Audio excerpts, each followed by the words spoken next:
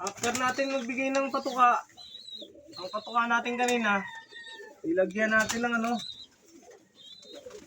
ng grits, mga limestone, saka breeder ng ano, kalapatids.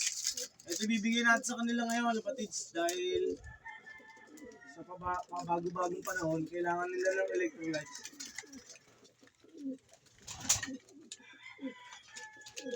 Ayan. Kailangan nila to. Saka, schedule mo na ng ligo ngayon. Ayan, mga ibon natin. Gusto lang uminom ng, ano, na gin pineapple. Okay. Ito, para sa inyo yan. Sige, inom.